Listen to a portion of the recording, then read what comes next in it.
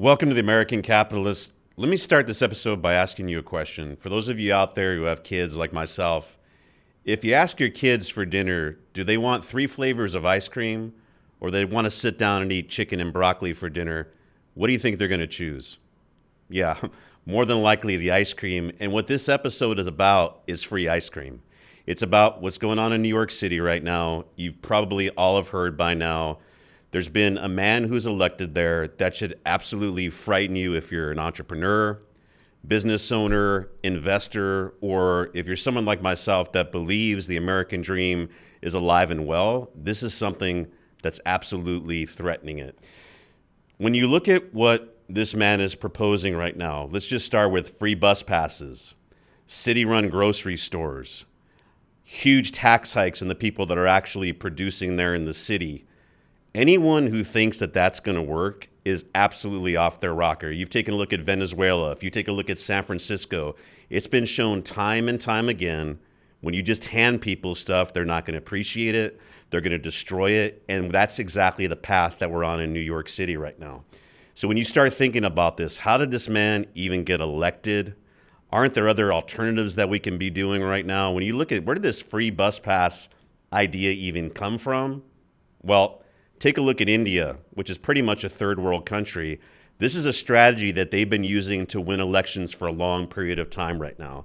It's the free ice cream, it's the free handouts. And when you look at the country, we just got off a major presidential election in November. It's really pretty obvious, guys. About 49% of the country voted for Harris. 51% of the country voted for Trump. When you break that down, you look at New York City, it's clearly obvious that they didn't vote for Trump. And what this was about was not a vote for what's right for the city, what's right for this country. It was an anti-Trump vote. It was anything that's against Trump. It's anything that's against working. It's anything that's going to get having to sacrifice anything. And that is what this man ran off of. This is a person who's 34 years of age. He has absolutely no business experience at all. When you take a look at his academic experience, he's got a degree in African studies. And this is someone that the people in that city just appointed to run what used to be the most important city in this country. And I say that because it is the financial epicenter of the entire world. This is Ellis Island, where people came to this country to work their ass off, create opportunity.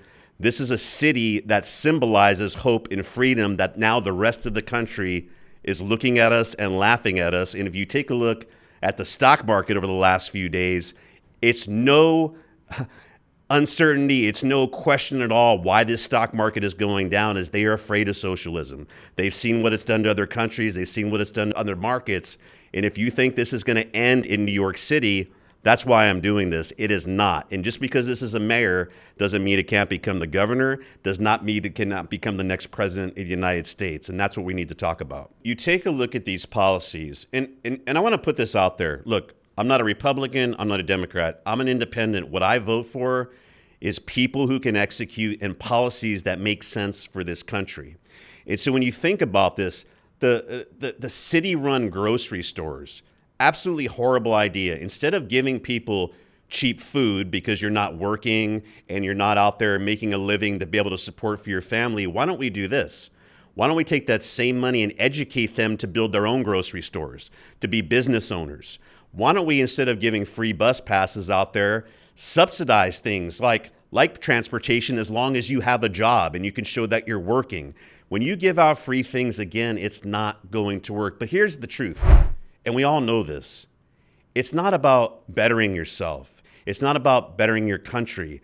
This was a ploy to win elections. And just like I said at the beginning of this, people are looking for free. And these are the things we talked about before. When you give a man a fish, he's going to take fish and come back and look for that fish all the time. But when you teach him how to fish, that's what's going to last and sustain him for the rest of his life. But people don't want to fish anymore. People want to show up and get free handouts. And when you look at this country, guys, it is divided. And when you look at the state of New York, when you look at the city of Manhattan and what's going on there right now, these are not the immigrants that have come in here that were my grandparents, a lot of your grandparents, who came here with the idea of, let me assimilate. Let me come here to this country because it's the land of opportunity. Let me become an American. Let me start by speaking English. Let me learn how to speak English. And Let me tell you guys, when you go to a country and you do not assimilate, you do not respect that country, that is not immigration, that is invasion. And that's what we're seeing right now in New York City. Go into the subways, they smell like urine. You're looking over your shoulder all the time right now. This has been a city in decline for a long period of time. And what is really called for a Mayor Giuliani moment, where you need to get in there and start laying a heavy hand down, not taking police off the street, but putting more on the street, not having more dependency, but less dependency, and giving people freedom and opportunity to walk the streets without looking over their shoulder, to have jobs, to be able to send their kids to school. All of that stuff is going away. And what I'm most worried about, guys, is that you hear it all the time. Since I've been a kid, New York will always bounce back. It's always going to come back. Buy the dip in real estate. This is a city that will always survive. 9/11, never forget. They forgot. They forgot very quickly if you look at what's going on there right now. And let me tell you, in New York, it is over. Real estate prices will decline. Crime will skyrocket. And this affordable New York that you've all been looking for, guess what? You're going to get it. Why? Because no one's going to walk on the streets. Nobody's going to have jobs. Apartments are going to start burning to the ground. Why? Because now they're locked in rent control, so people can't fix them. They don't have the money to fix the plumbing. No one's going to be investing in that city from now on. So everything that you've been hoping for in terms of a lower cost of living in New York City, that's on the way. And this isn't about bashing any individual candidate. This is about looking at a city that's been in decline really for a long period of time right now. Since COVID, when small businesses were shuttered, you saw a lot of the New Yorkers that were hanging around there for a long period of time started to go to places like Florida and Tennessee and Texas, and they left. And you saw a whole new migration of people who didn't care about the city, who were there just for free handouts, free housing, and everything that we've seen going on in that city. And so we've got a person right now who's just been elected. And a lot of you who follow me, listen to me, are business owners. And let's just think about this. If you had a job description today and you're running the city of New York, and you talk about the crime problems that you have right now, you talk about the unemployment problems that you have right now, if you talk about the inflation problems right now, what is the type of candidate that you're looking for? Probably somebody who's run businesses before, more than likely, because of the fact that you have such a deteriorating situation over there, somebody who's been involved heavily with turning around companies and putting them on the right track. You probably want someone who's got an economics background, who understands at least basic economics. And you definitely want somebody with a proven track record who's going to be able to do this. And just from a social standpoint, if you understand that crime is an issue, you want to have somebody that's going to be supporting the NYPD, which has already been in decline for a long period of time. And so when you put that ad out there, the first response you get is from a gentleman who's 34 years of age, never really worked a job, had some part-time job trying to figure out how people can lower their rent. And his lack of a degree, or his African studies degree, which does not even require a basic economics course, is what he brings to the table. Now, let's just be honest. Is this a guy who would even make a first-round interview for you? And if you're being honest for yourself, he's not. And see, that's the problem. What does the country, what does the city need to do to turn itself around? Okay, the idea here is let's give free everything to everyone. And there's a famous quote out there from Margaret Thatcher that talks about socialism. And that's what this is where you distribute money from people who are working and making money, and you distribute it to the people who are not.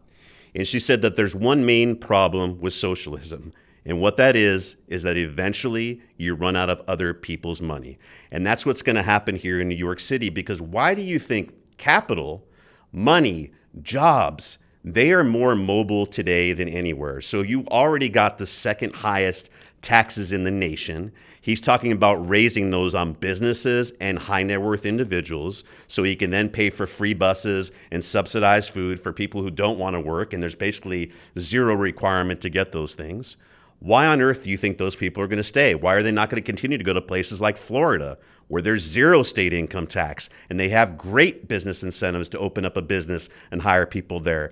Tennessee, North Carolina, of course they're going to do. And when they leave and the money leaves that state, who's going to be there to pay the bill for the people who aren't working? Guys, this is just obvious economic lesson that is not going to work. But it wasn't about working.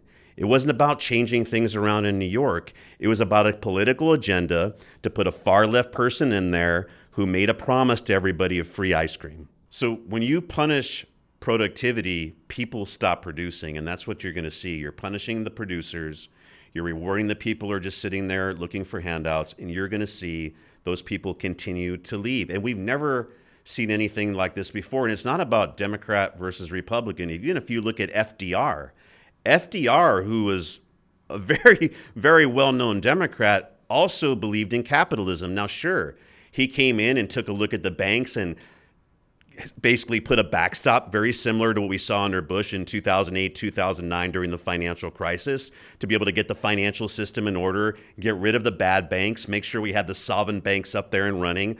But he didn't take the banks over and put them under government control and become a socialist environment. He understood that this was a country that is based off of capitalism. This is a country that's based off of rising productivity. This is a country that needs the free market, the private market, to be able to succeed. And everything that this, I say this term loosely, gentleman is proposing right now is anti-American. It's anti-American dream, and it's not going to work. Here's the bigger issue. I've been talking about economics. It's not just bad economics, it's bad philosophy.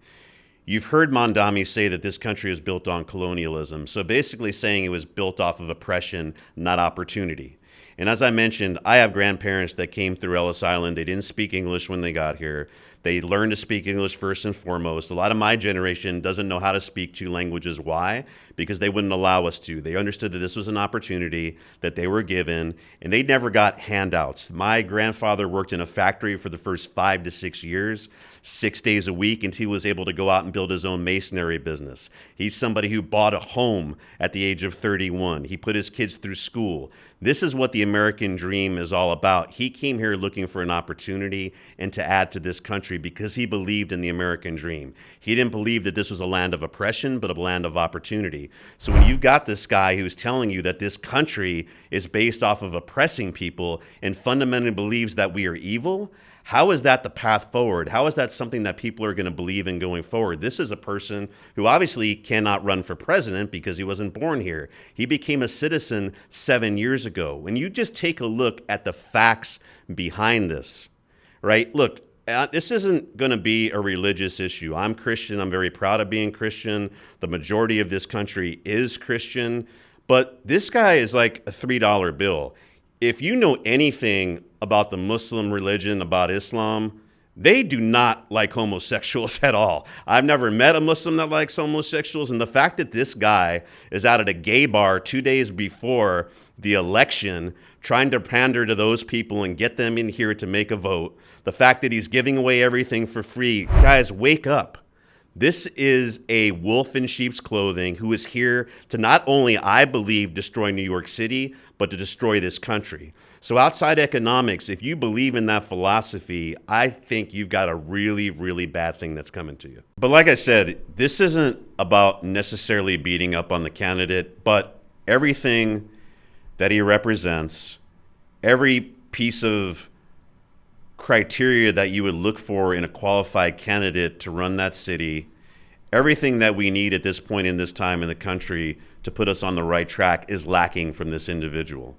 And we all know at this point in time, the people that voted this person into office are not the people that built that city. They're not the people that are looking for the best interest of that city.